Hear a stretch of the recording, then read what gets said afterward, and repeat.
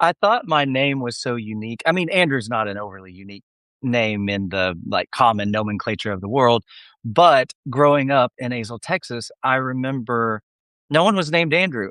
And then I moved to Nashville and blasted. And like the other night, how many Andrews were on stage? You know what I mean? It's like I feel so singularly ununique.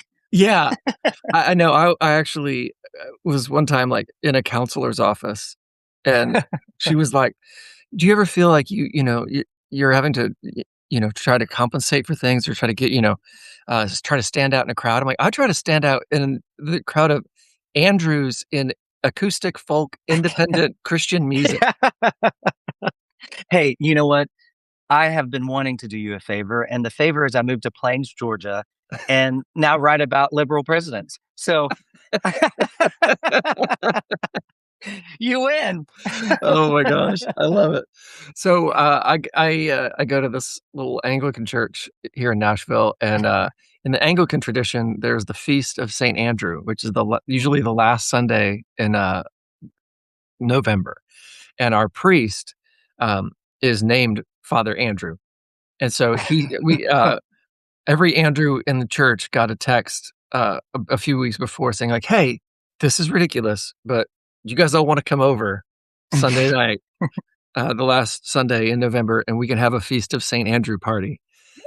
And so we gathered all the Andrews in the church, and we literally he led us in the prayer of Saint Andrew, and which there is one, read the story of Andrew in the Bible, and then we literally just sat and talked about being Andrew for like 2 hours and had the most fun. And it was like Andy Gullahorn, Andrew Peterson, Drew Holcomb, and so there are like singer-songwriter Andrews and then just other Andrews in the church. There were like 10 of us. It was so fun. That's a beautiful documentary idea. Being Andrew and like following the stories of each of those Andrews through their different kind of psyches and all that kind of stuff, but through maybe a lens of the prayer of Saint Andrew. I mean, Yeah, I'm just kind of it really is fun. I think well. And if what you're in is the town prayer next of year, Saint you got to Andrew? come. It's I really would love fun. it. The prayer of Saint Andrew, is it melancholic? Is it No, joyful? Is it it's a sending out because Andrew went and got his brothers. That was Jesus Hmm, said, Andrew, go and grab your brothers. So it's like an evangelistic prayer. interesting? Yeah, it's really And beautiful. in kind of the purest form, you'd say evangelistic.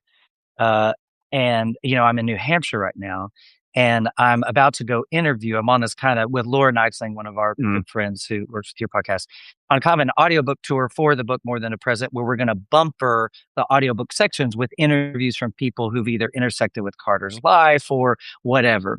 But today I'm talking with this professor of religion and ethics. He was actually a tenured professor at Columbia University, and now he's at Dartmouth.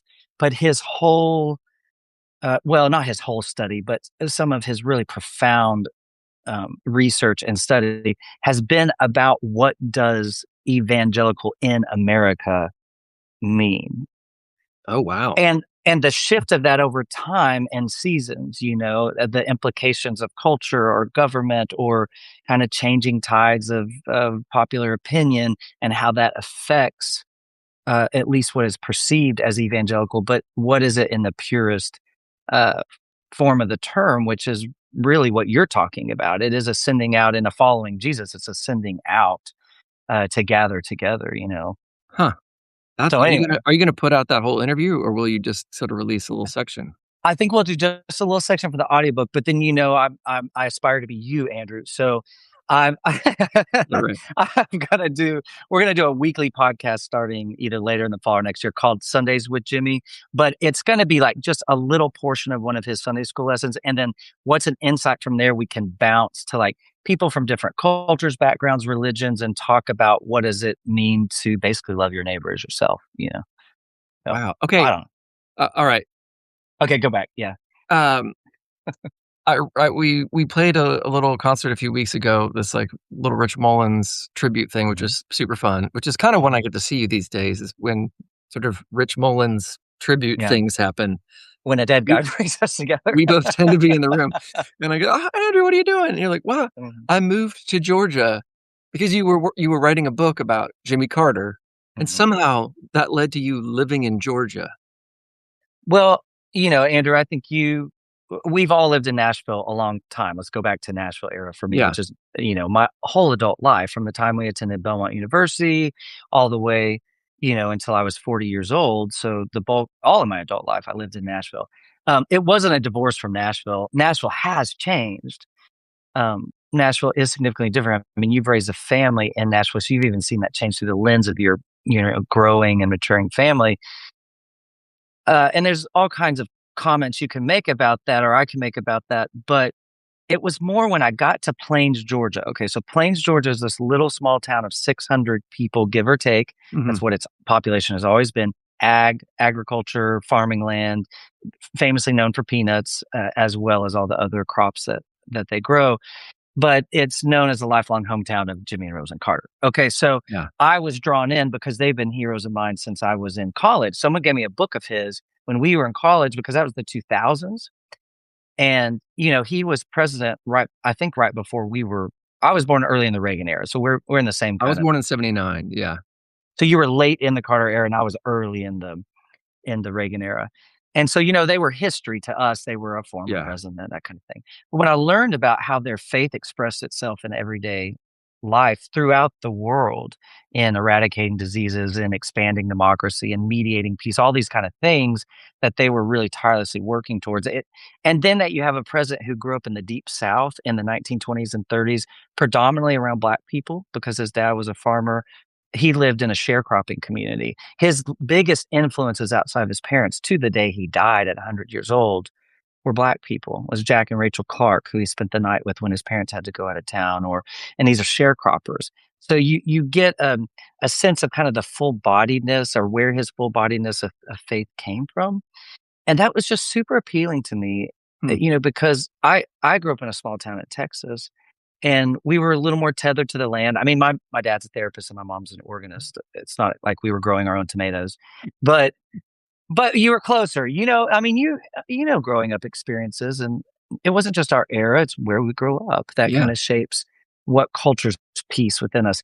I, Long story, I reconnected with that pace and kind of placement of life when I got to Plains, and then I was like, I don't. It was actually a lot of my Nashville community that said, "What are you doing? Go!" Hmm. You know. So, in fact, you said leave. Go away. Yeah, yeah. Eliminate one more Andrew from the Yeah. lexicon of. Yeah. Just you're the last one standing. Yeah. That's right. But anyway, How long have you been there? well, I have lived there officially 3 years. I've had a little Yeah. house there for quite a while. And, some people said, when are you going to move back to Nashville? It's like just an automatic question. Well, I'm not a mover, so I don't move to move. I don't know the answer to how long I'll be in Plains. Will it be for 2 years, 5 years, the rest of my life? I don't know. And that's part of the move is a part of a shift in me that says, I felt like in Nashville, I had to take a lot of deep breaths to always know, and that could be Mm. self-inflicted. I'm not saying that's anybody's fault, but within that culture, I felt like I had to know what I was doing or where I was going or what I was achieving. Mm. And now the biggest achievement is, can I get home in time to go to Domino's, at 6:30 on Wednesday night? I don't know, like that's a pretty big like deal, and that feels nice. Um, I don't know, but I would direct that question back to you. We are in a similar place of life, but with very different lives in the sense of I'm single, no kids. You have growing up kids, Mhm. and have a full family life in many dynamics right now. I don't know. What would you say about how life has shifted for you, even staying within the context you guys have lived in the same place a long time? Yeah, that's true. Yeah, we're always stepping into a new season. We've got 2 Mhm. kids in college now, and our Which oldest is is about to be in high school. So, uh, yeah, it's this weird season of, nobody needs us every minute, and, our kids need us in different ways, they need us emotionally, so it's more late at night, and, they need presence, but they don't. I'm not telling anybody to stop climbing on things. They need more money, uh, Substack, which I Substack, which I never Substack. have. We share Uh, that. yeah, yeah. Uh, but it's really sweet. Just new challenges in that sense. Um, and I don't know, man. But I'm also kind of. I feel like you hit an era uh, where or an age where you feel like as a musician, kind of like an athlete, um, where about the time where you're as good at something as you can be, your life no longer supports you being able to do that anymore, right? Mhm. Like, Interesting. you work really, really hard to be the best ski jumper you can be. You get a gold in the Olympics, and then the Olympics are done, and you're 29 years old, and you're like, oh, next time that happens is 33, and I'll be too old, right?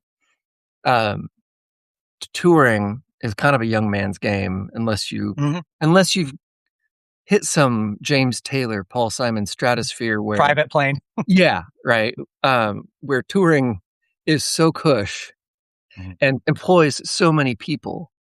Um, you have a small village that you travel with. Um, for most of us, like, dude, I can't spend every weekend in a Toyota schlepping T-shirts, and I don't wanna do that, and Yeah. I had that was really, really fun in my 20s.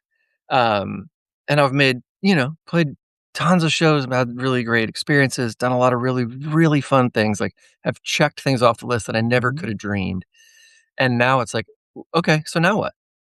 Um, and so for me, it's been kind of figuring out how to step into maybe a new world as an author, trying to figure Mhm. out what that might look like and, try to build uh, some new scaffolds to build some things on. I think that's a part of maturity. I hope it's a sign of maturity is for me, it's been admitting to myself what I do not wanna do anymore. Right. I have kind of a codependent I have a strong codependent, tether to everything and everybody. It's a it's just one of my constant, pushing throughs, to get to the other side of needing to please everybody or everything that no one even told me to please, it's just Mm, wherever it came from. And part of that to me has shown up more recently in admitting I don't wanna do that anymore. And now with age and numbers, my body now rejects me if I don't mhm. respond to what my kind of mind and heart are telling me. Yeah. Isn't like my body can't I mean, I dragged in here at, I don't know, 1:30 last night after you've done this with I was thinking exactly what you're thinking. I was like, this is a young man's game. And I got up this morning. I mean, it just doesn't even function. I thought, oh, I'll open the curtains, and the curtains are open. Like there's nothing alive in me. you know, it's like, "Oh, I'll take a shower," and nothing cures it. Yeah. So, anyway, but off of that, I think, something we were gonna talk about today, which I kinda think this ties into it, our ways of thinking, Mhm. our understanding of ourselves and our placement within culture that could be for us, as followers of Jesus, attempting to follow Jesus and wanting to gather together with other followers. That's also in the culture of church. Yeah. And we're Americans. We live in the culture of America, and we live in the culture of a church that is in America. You really can't, though the church is universal, it's hard to take it out of its community context because the church is local, at least where it's most effective in each of our individual lives. So I love when we were talking about what do we talk about, and you were talking about your series, the songs we sing, and why we sing them, and the motivations. It was interesting because I'm new to this whole Substack game. Thanks to it was at that Rich Mullins Mhm. Writers in the Round where you were like, you should do Substack, and I was like, ah, it's like it blinks a light with Patreon, and actually, it actually made me think of MySpace. I don't really know why, but um, which your kids know nothing about, Oh my but gosh. uh, writers kept specifically encouraging me about Substack. And so I wrote my first entry was meant for Memorial Day. And it's because the church that I adore and I love of 25 people where I go to church now in Plains, wrestling with what we choose to sing or what we choose to be the scaffolds of our kind of guidance each week in our service of worship to God, and where does patriotic music, I don't want to even say patriotism, that's a whole other thing, but patriotic songs, where do those come into play, and trying to figure that out for myself first. I don't want to indict anybody until I know what I think and feel. And I still don't want to indict anybody. This is about me Yeah. and what I bring to a service of worship. I don't know if you have any thoughts though. I'd be interested in your thoughts on patriotic music, patriotic songs. Yeah. Well, I loved your Substack. I thought it was I mean, I wasn't shocked that it was beautifully written, but you landed a place I didn't expect. You sort of landed on, your feet firmly planted on both sides of the argument, and I was like, "Wow, look at that. Look at that." Codependence. Yeah. Codependence. Is this guy a 9 or what? Uh, no, I have no idea, but, at least I think that's where my takeaway from it was the idea of, I maybe feel a little uncomfortable with this. This doesn't resonate with me, but I see that it resonates deeply with some people I love, and to love my neighbor, to serve my neighbor, I'm gonna sing the song, though I maybe don't love it. Yeah, I think Is that how is that and I well, read it quickly before we jumped on, so no, maybe no, no, no. I appreciate it your was I appreciate your research. my cliff Um, notes. yeah, I landed with love. I mean, as I was here's how my Sunday unfolded this last Sunday. Yeah, And that was went to church where I always go to church, or most Sundays when I'm in town at Maranatha Baptist Church. And all of us, because there's only a couple dozen of us, are essential to even a weekend service. We all yeah, play a role, and that is a part of expanding my view about any particular topic about church. Is how when I see a whole church actually serving one another and their community, it's more difficult to be critical of something like the song choice. And not saying it's not an important conversation, but when I look at also the constituency, I mean, Carol, our organist, who is very dear to me, and she is a thread in our church. She is 92 years old. She lives oh on her my, own. Yeah, she's a phenomenal thinker. And so when I think about Carol at my age 50 years ago, and think about where we were in the culture of church music, and how America the Beautiful or My Country 'Tis of Thee was really just kind of a natural part, even for very devout followers of Jesus, and really even some progressive evangelical thinkers. That didn't have quite the rub yeah, that it did today. Now, maybe some of that has to do with the tint or the tilt of our country. Uh, sure, Maybe now when I think America, the free, the brave, it strikes a different chord than it did 50 years ago. Now, yep, that gets into big conversations. We have been struggling with democracy, which is what democracy is. It's a struggle hmm, from day one. And so I think I don't want to get too far down that road, but here we are singing, "My country, 'tis of thee, sweet land of liberty. Of thee I sing, and of thee I sing is of my country I sing," in church, hmm, in a context that's designed to submit ourselves one more time to this great kind of ethos of God in the context of each other. And it just makes me sad. And it, it, and then I went to a church that afternoon. I'd been meaning to visit a church that my friend pastors in the area. It was about 45 minutes from Plains, um, a predominantly Black congregation, and tradition, African American church tradition. And I forgot until I got into that building that it was Pentecost Sunday. And I kind of thought, oh no, I'm going to hell for the things I sang earlier this morning on Pentecost Sunday. But I have my own views about that whole thing, so we won't get there. But the everyone was wearing red, an article of red. And did you know this about Pentecost Sunday? uh, That now that I'm an Anglican, we yes, all the colors mean a lot, but I didn't know that stuff before. so I don't. I haven't. This Andrew hasn't made it all the way to Anglican. So I walk in, and of course they celebrate the church calendar, and they work through that in their tradition. And we're in red, and I'm like, oh, they're patriotic too. And I thought, here we go. And thank God, it was a different experience. And I should have known with my love of Black culture and Black church culture and the influence on my life throughout all my life, um, that it had deeper meaning. And I say deeper without any triteness to an honor of our country. Sure. It's a really hard line because the Memorial Day is about Yeah. honoring people who have served, sacrificed lives in the line of service. But then I go, but wait, should they have sacrificed their lives in the line of service? Which to me is not a question that diminishes their sacrifice and choice to do that, or the call of duty from country to do that. But it goes, let's go deeper and test the call of duty. I have found in my research war to primarily be politically driven. Even when it comes down to having to protect people, it didn't have to start.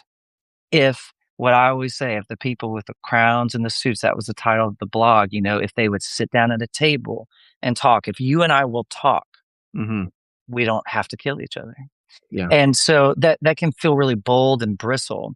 But so then when we sing those songs, and then I go to this other church and they're celebrating Pentecost Sunday and they're singing songs like "Lord, prepare me," or Mhm. "And now let the weak say I am strong" in America on the Sunday before Memorial Day.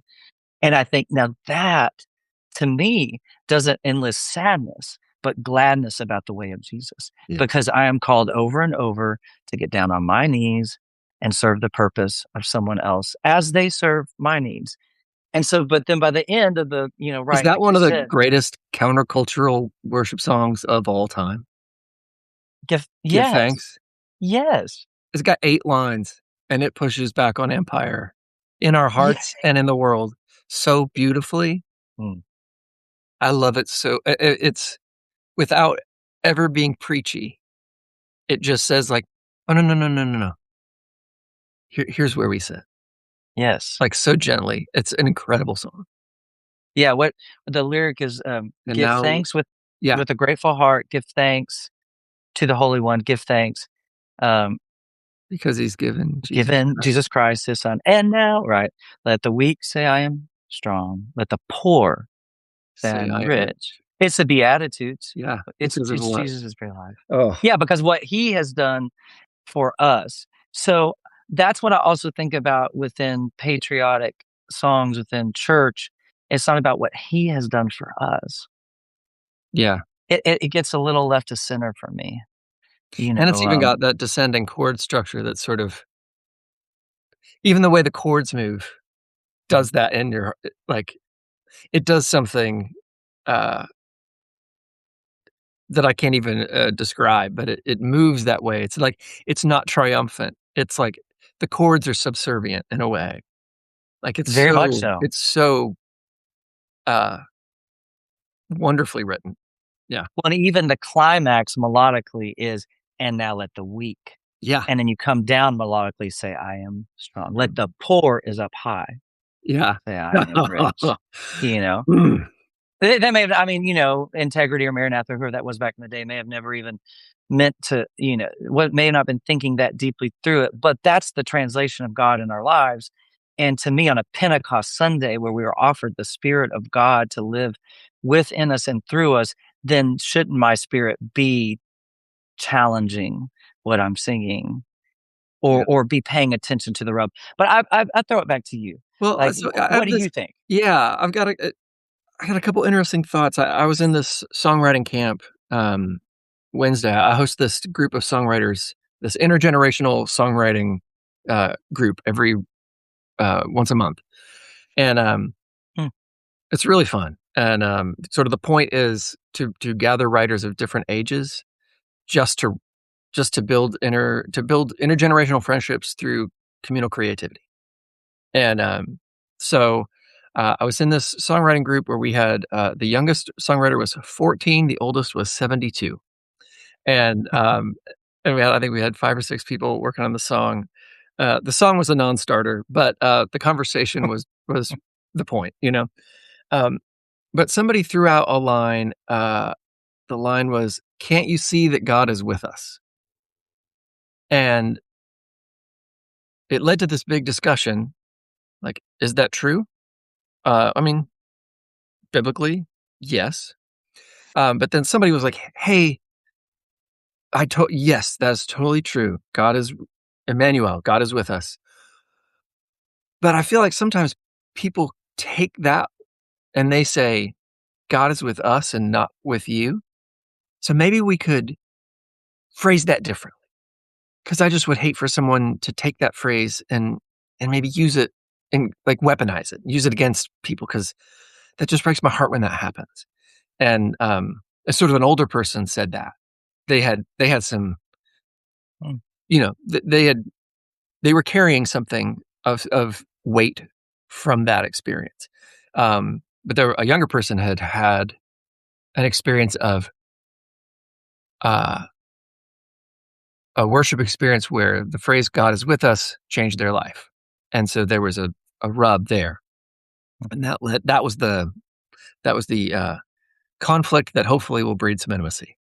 Um, but I thought that was a notable exchange. This idea of sometimes the truth can get used in a way that is untruthful, and it made me think of these 3 questions that I always, used when I was working at the record label. 'Cause, for about 10 years, I worked at a record label, and I had to determine sort of, a list of criteria to kinda quickly say, like, "Are we gonna do this or not?" Because, um, I remember being a kid and hearing Christian music and someone else being like, "I don't that seems cheesy," or, "That seems I don't like that," and not having uh, not knowing why, you're not having a language for it, not having a theology for it, but just knowing like, I don't, and now I'm in the seat where there's money involved, there's staff involved, there's an artist looking at me, and I have to be able to say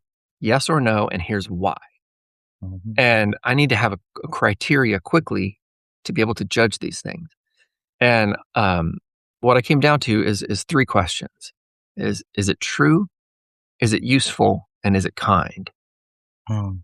And Um, so when I think about even singing a patriotic song on a Sunday morning, Mm. um, I started thinking about that um, and I thought about it because of your Substack. Is it true?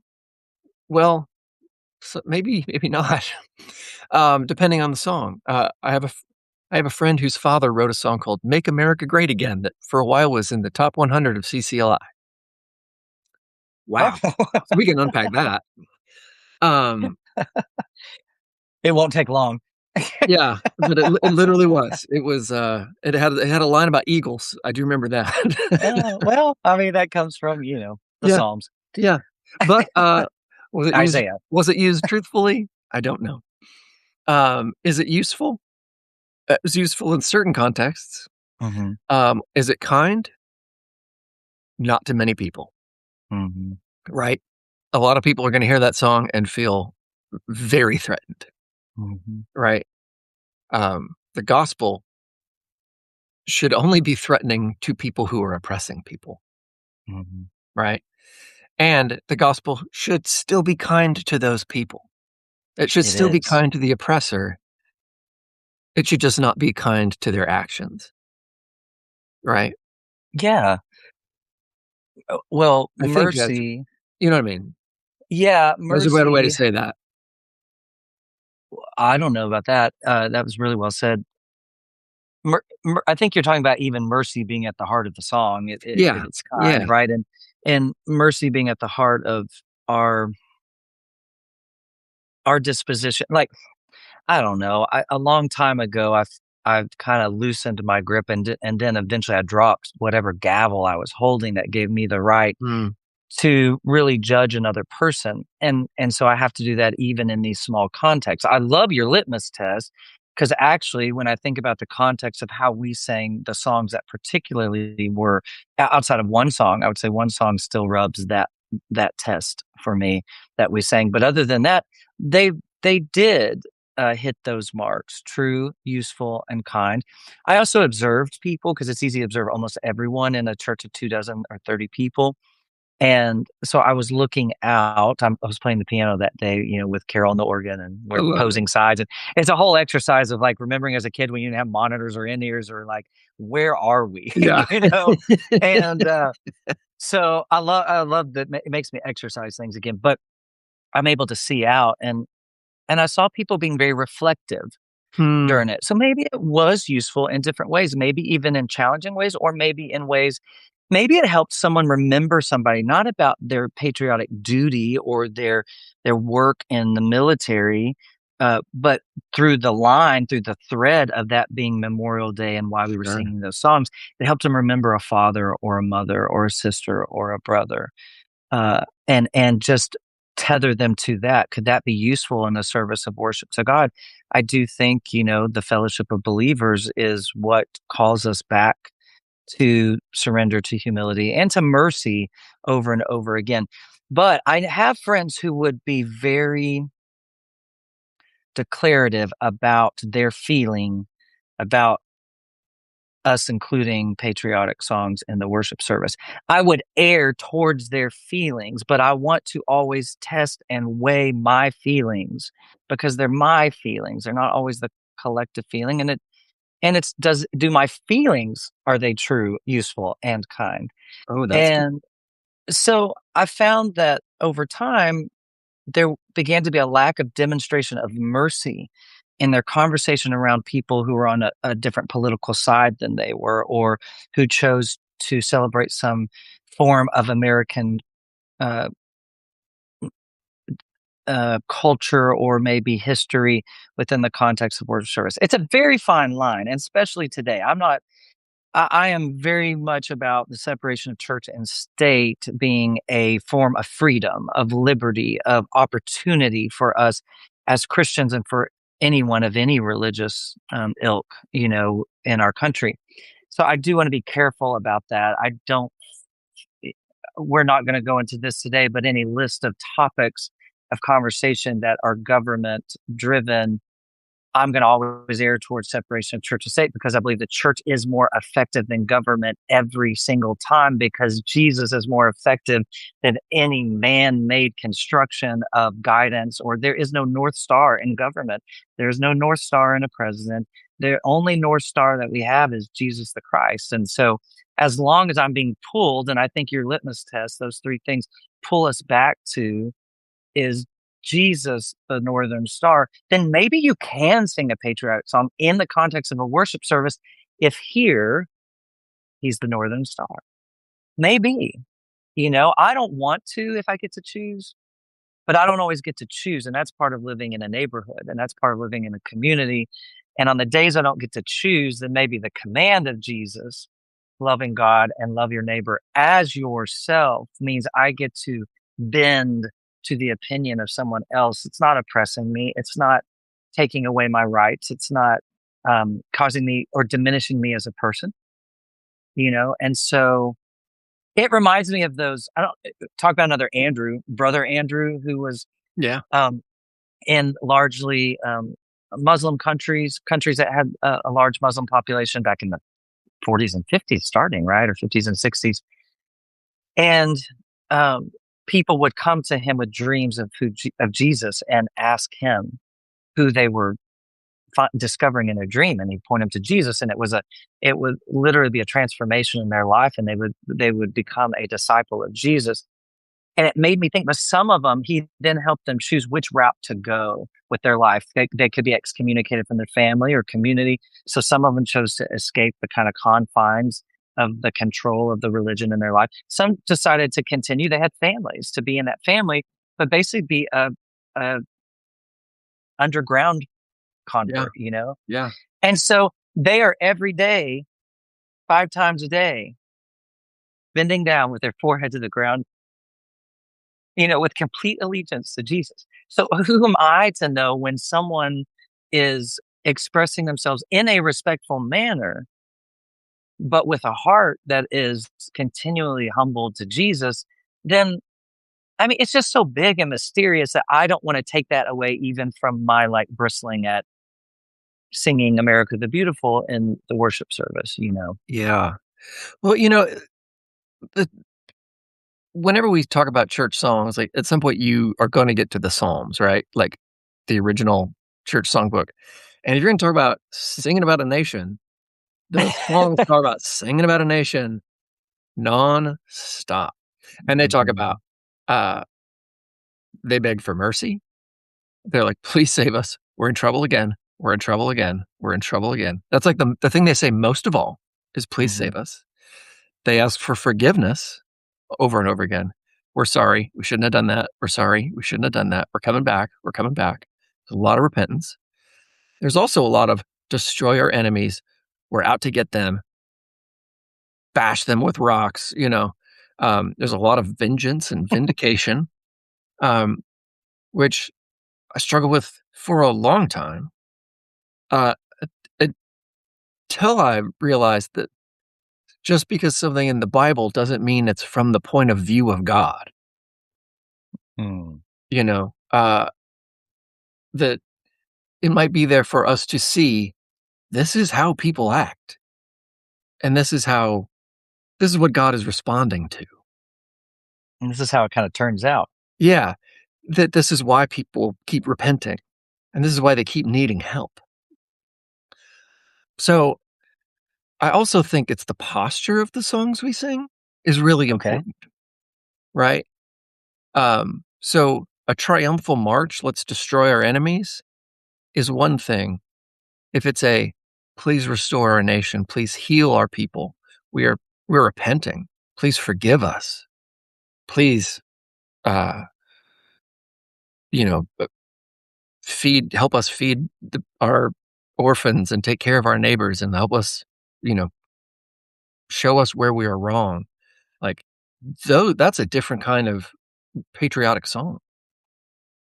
Well, and that goes into the test of our actions because in the community I live in, people serve their neighbor quite literally. I mean, it's Yeah, apparent. They're out on the streets doing food distributions and with no entitlement issues or no like superiority or this is just neighbor saying, "Where's the gap?" I mean, I've seen it for years and been a part of it for years. And if those are the same people that I'm going to church with, and then we mhm. sing uh America the Beautiful on one Sunday a year. Do I really have a huge issue with this? Do am I really worried It about their hearts? the words might mean a different thing Right. coming from the person running than they are from the person, you know, with a stockpile of guns in their pickup truck. Yeah, there's some of those, but they And may some of say them and there's some of them may be the same people. So, yeah. right, right. Well, they may be singing a prayer of restore our community.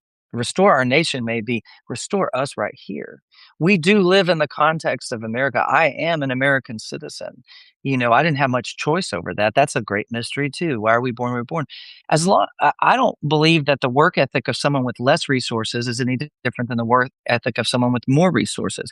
So if that leveling that comes from my understanding and trying to express the character of Jesus the best I can within my human confines, then if that's always being tested and challenged and weeded out and pruned and plucked and all that kind of stuff, then by and large I think we're okay because I have had a pastor friend who, if I was not railing against every injustice at every moment in a public forum, then I was not in step with Jesus. Sure. And Yeah, that's exhausting after a while too, right? yeah, I can't get up in the morning from the hotel room after a late flight. So I don't know how I'm going to fight, the injustices of Israel and Palestine. Like, Yeah. and Especially it's now with the not a, Substack, you're gonna have to be writing constantly. I, I got work to do, you know, I've What do I already, need to be outraged about today? I will say this. I did say, I said, Andrew, have a check since this Andrew, have a check on your Substack is not a free license to talk about everything you would talk about in private as if you know everything about it in public, right? Like, Oh, um, man, my drafts folder is full of, "Don't do this, don't do this." well, you keep us in check because you have a great plumb line of feelings. I have a little bit of my mother in me, who's a very sweet woman, but she's very straightforward. And so there's times where I have to remember people have feelings, and so it's good to have the balance of all that. Um, but yeah, I will tell you, when someone's and you and a couple other people said, "You might think about starting a Substack," and I thought, "Oh, I don't need one more thing." As I was sitting on my porch, back porch, screened in porch, reading a book for leisure, with the fan blowing over me, I'm like, "Really? You don't need to do some work?" And so there that's Oh, it sounds like a I dream, dude. it does, but don't worry, it's not dreamy for anybody. We're all under this labor curse. But anyway, yeah, so humility is what I keep thinking. That's what I keep coming up with in any topic that is dicey. I mean, I would go to the most dicey of topics, like a hot topic like abortion.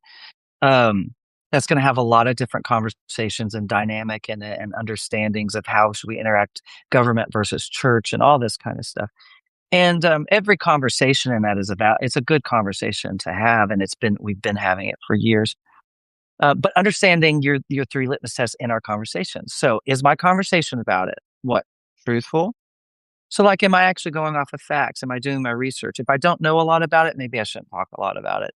Bro. Um, and then, is it useful? Which, if it's researched, there's a kindness in research and using our brains and our intellect to dig in and go, what are the actual facts, not what is pandering to me in my algorithm. Okay. That can go into, is it helpful? Mhm. You know? And then that also feeds, and I love your 3 points, feeds into, is it kind? Because which of us have been faithful? So I just don't get to choose who I get to love and don't love because I don't get to choose whether I'm loved or not. It's base level. Hmm. It's base. So every issue you could use those 3 things and we could have a productive and potentially forward, when I say forward thinking, a conversation that can help move us forward in a productive way in any level of conversation, I think. That's the hope. Yeah. Yeah, it is the hope. It is the hope.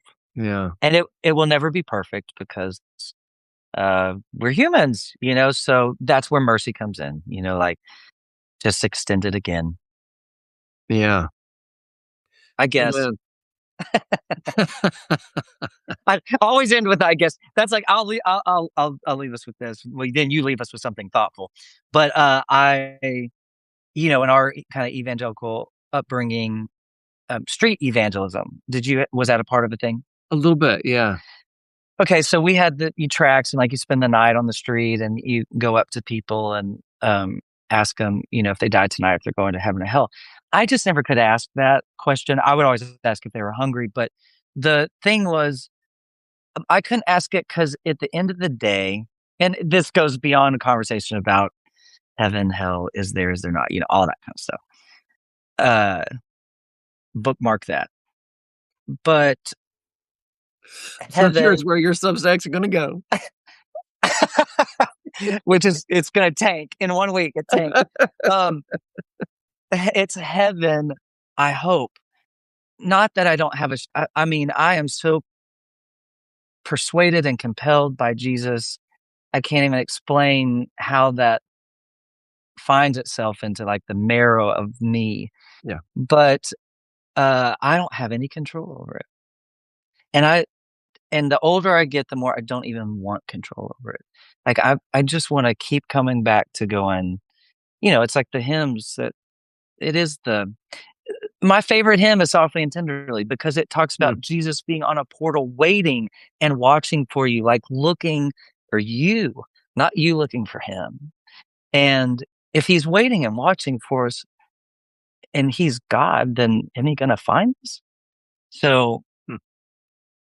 that we can bookmark that whole thing too. But Oh. what do you got?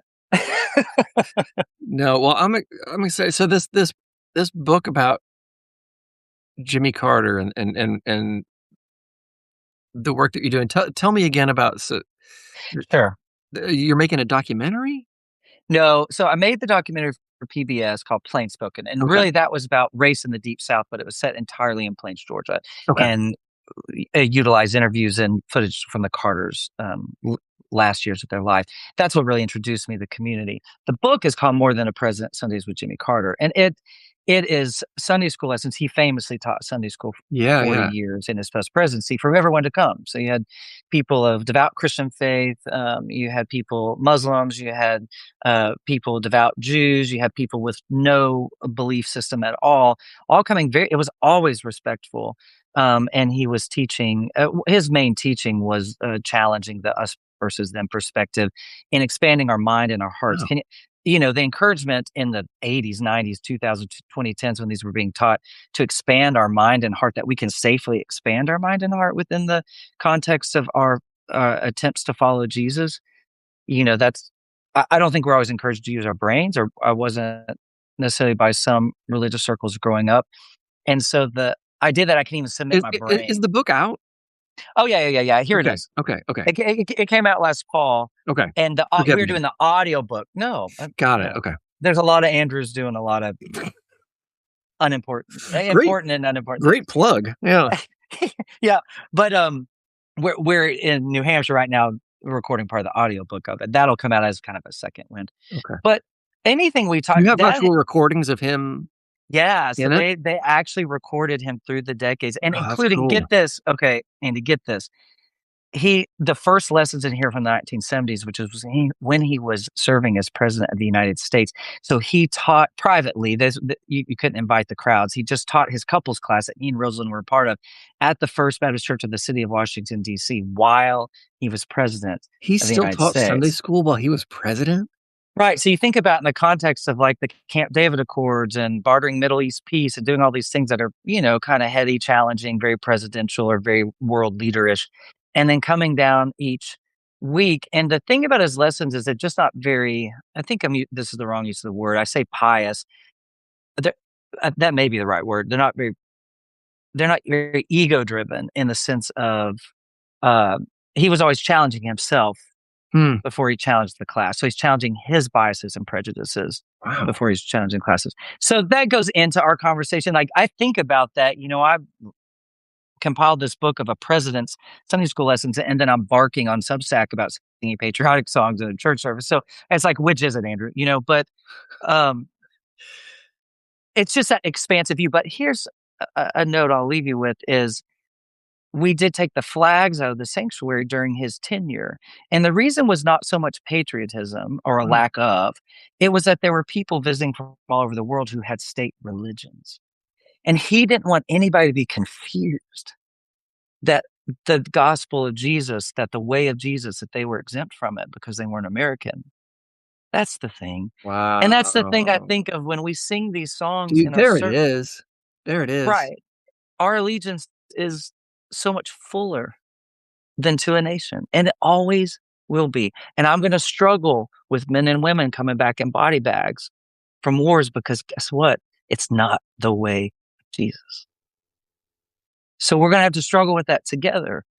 But I'm not going to dismiss my allegiance to Jesus because I'm struggling with why our country sent men and women off to war that could have been, circumvented. That's good. I'm gonna get this book. That's just me. I'll send you a copy. Everyone on Substack can subscribe and not get a free copy, but I will write weekly.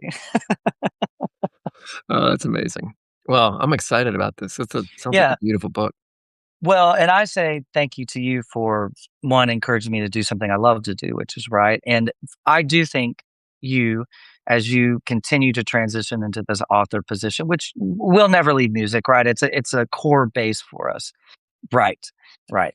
But I do think you have a beautiful mind, and beautiful minds need to be expressed in more than a hook, in my opinion, more than a verse and a chorus. Not that that's not profound, but you have the ability. Well, you're kind.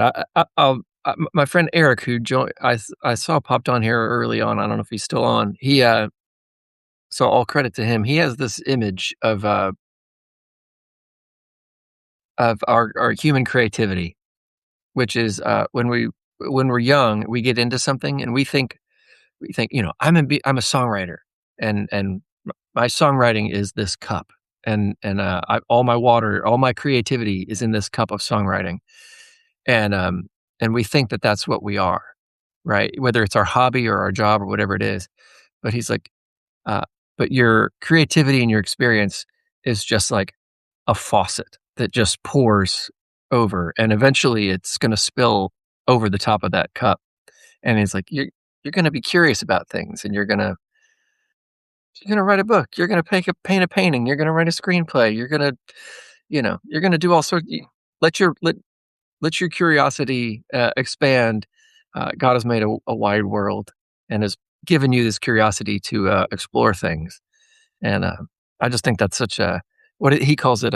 If he's still on here, he'll say it. But uh, Mhm. a creative surplus is his name for it. I just think that's a beautiful image. Well, it's it's certainly reflective of a not small God, and it takes us back to that Pentecost Sunday thing we were talking about at the beginning. The fresh wind, and I don't think we ever stop receiving fresh winds because God's alive. So yeah, your cup overfloweth. Well, I say that just for anybody watching. Uh, it's encouragement for all of us. Yeah, if they lasted to this point after I said patriotism, abortion, heaven and hell, it's the first one. Take it slow. Oh my gosh. Anyway, this has been Andrew, fun, you're and the best. I'm thrilled you invited me. I know I actually had to get the live going, even though you're the veteran, but I Yeah, because I couldn't figure out how to make the sound work. Yeah, yeah, but thank you for just encouraging me. it's so fun. I'm So glad to get to hang a little bit. Let's hang when you get back to Nashville, though you don't live here. okay, sounds All good. right. See you, my friend. Okay, Talk soon. bye, Bye. bye.